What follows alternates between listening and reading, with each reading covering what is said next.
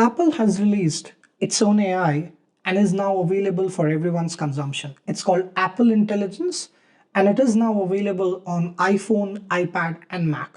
Let's talk about it.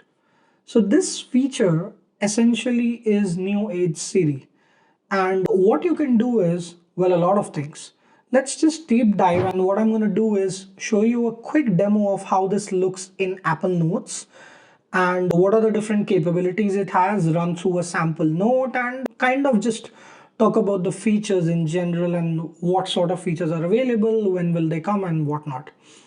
So with the update of 18.1 iOS and iPadOS, this has been released and Sequoia is 15.1 officially. And essentially what this is it is branded as a personal intelligence system that harnesses the power of Apple silicons to understand and create language and images, take actions across apps and draw from personal context to simplify and accelerate everyday tasks while taking an extraordinary step towards privacy in AI. Now, why did I read that line? They are really rebranding it as Apple Intelligence. It is AI under the hoods, but they are talking about it towards the end and bringing what matters the most in these discussions, which is privacy. So, great branding from Apple. You can expect that. And what this brings is extremely deep integration across the whole ecosystem of tools. In fact, even I'm on a Brave browser and you can see in the context menu, I already have these options as proofread. I can have show writing tools, and basically it can, just do a bunch of these things, which I'll show very shortly. So there are system-wide language tools, which is writing assistance. So you can check grammar, upgrade words, things like that. Then Siri becomes much more conversational. So if I say, hey Siri, I expected it to come, but it did not. Siri, you there? No, not there. Okay, never mind. And yeah, there's a lot of stuff that you can do with Siri now. You can type, you can talk, and the conversation is much more interactive now. The Photos app on iPhone or in general is just more rich. So you can ask about a certain scenario. And again, this works in US English mostly. A couple of other countries are being rolled out throughout the year, and Indian English probably is next year. So yeah, the language rolling out will happen, but then these are great ways to search images within your photo gallery. And then more capabilities in terms of image editing is going to come, which is not yet there. So you can create memories and all of that. Then Mail also gets a lot of interesting stuff. I don't use really Apple Mail, so but after this probably I might start to use it. They have now given the ability to summarize whole threads, which is very good. I think my reason of not using Apple Mail is just I don't like the UI. And then call recording, call transcriptions, you can literally transcribe it live, and Apple Intelligence will actually summarize the transcript. So if you record a 3-minute call with somebody and the user would know, what will happen is it will automatically go to notes and you can transcribe it.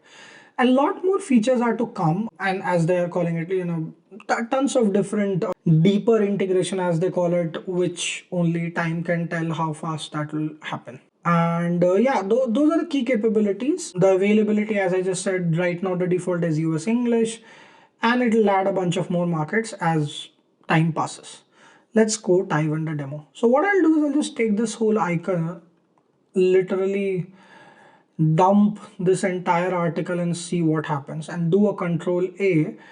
And I'm going to give it a very difficult task, which is to make this as a table. Let's see what it does. So do a shorter selection. So I'll just take this part, make this as a table. And this capability is my most loved because I think the ability to condense something, change something to a table is very, very nice. You can alternatively look at other capabilities. I'll click here, maybe make it, just get me key points. I'm not interested in reading all of that. It can quickly do that. So all of the key points, it'll just summarize, condense, and once it's done, you can either copy or you can click replace and it'll do that. So if you're working on research, if you're using a lot of, you can just literally copy the whole web page and ask Apple Intelligence to summarize it for you, and it'll do that. There's a little bit of refinement expected, enhancements that can come up, because right now if you see, this is all bold, Not sure why it did that, but some formatting capabilities can definitely be improved. But beyond that, this is very, very welcome addition. You can make it concise, and again, it's gonna, keep doing the concise act that it can. And then obviously you can have a new recording here, which can hopefully transcribe. Yes, this is a new recording. Let's see what it does. And yeah, so you see the live transcription also running on the side in the note. So this is great if you're working, as I said, working towards a project, giving yourself some notes and inputs. Just super intuitive. This alone can throw a lot of tools out of business, a lot of smaller startups which really provided these kind of capabilities. So super helpful. Just pause it, resume it, you can press done. I don't know where it drops it, probably towards the end. I really don't know. Okay, it's just literally up top. So this is a very, very nice capability. Beyond this, I think there hasn't been much published, but yeah, a lot of features anticipated, a lot of more market rollouts to come in and languages to come in. And well, that's Apple Intelligence in Mac for you.